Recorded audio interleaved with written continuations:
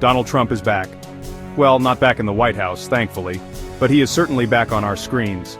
And as always, he's stirring up trouble. This time, it's not classified documents or stolen elections fueling the fire. It's his Twitter account. The former president seems incapable of resisting the urge to tweet, even if it means igniting international incidents with every 280-character missive. Trump's recent online activity has been nothing short of alarming. From baseless accusations to outright fabrications, his tweets read like the ramblings of a man desperately seeking attention. And, unfortunately, he's getting it. Every outrageous post is amplified by a media ecosystem addicted to controversy. The cycle then repeats, dragging us further into the abyss of disinformation and political chaos. This isn't just about Trump's bruised ego or his insatiable need for validation. His words have consequences. They embolden extremists, incite violence, and undermine global stability. When the former leader of the free world starts peddling dangerous conspiracy theories, it's a threat to democracy itself. So buckle up, America. Because the Trump show is back in town and it's already a 5-alarm dumpster fire. Let's start with Trump's most recent and arguably most dangerous Twitter tirade. His pronouncements on the ongoing conflict in Gaza. In a series of unhinged posts, he proposed a solution as reckless as it was absurd. His suggestion? That the United States should take control of Gaza and forcibly relocate the Palestinian population. The international community was quick to condemn Trump's remarks. Middle Eastern leaders denounced his proposal as a blatant violation of international law, some even going so far as to call it a declaration of war.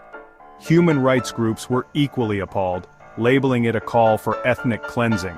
And yet, despite the widespread outrage, Trump remained undeterred, doubling down on his inflammatory rhetoric.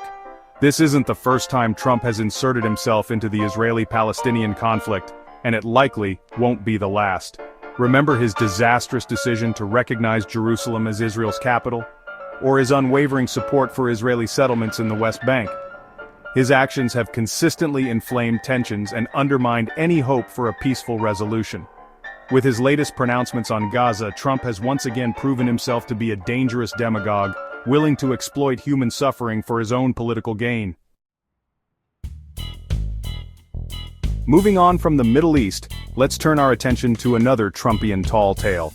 His claim that the United States military enjoys free passage through the Panama Canal. In a rambling speech to a group of bewildered supporters, Trump declared that American warships sail through the canal without paying a dime, thanks to a special agreement he supposedly negotiated. There's just one tiny problem with this assertion. It's completely and utterly false.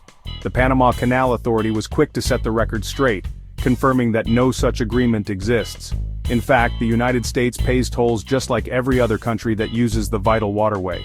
So why would Trump make such an easily disprovable claim? Well, for starters, he's Donald Trump. Truth and accuracy have never been his strong suits. But there's also a more cynical explanation.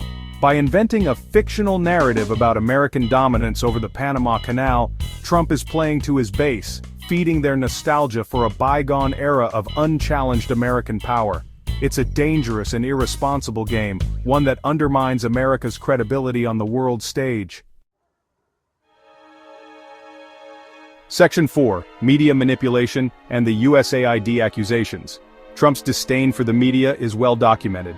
He's called journalists the enemy of the people, accused them of treason, and waged a relentless campaign to discredit any news outlet that dares to criticize him.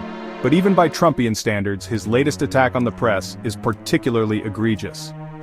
In a recent tweet storm, Trump accused the U.S. Agency for International Development, or USAID, of funneling millions of taxpayer dollars to media outlets like Politico in exchange for favorable coverage of the Democratic Party. He claimed that this alleged scheme was proof of a vast left-wing conspiracy to control the media and silence conservative voices. As is often the case with Trump's accusations, there is no evidence to support his claims. Politico did receive a modest sum from USAID over a 2-year period, but it was for a government trade subscription, not for partisan propaganda. The agency itself has denied any wrongdoing, and even some conservative lawmakers have dismissed Trump's allegations as baseless. This is just the latest example of Trump's ongoing assault on the free press. By spreading lies and conspiracy theories, he seeks to undermine public trust in journalism and create an environment where his own lies and distortions can flourish. It's a tactic straight out of the authoritarian playbook, and it's a grave threat to American democracy.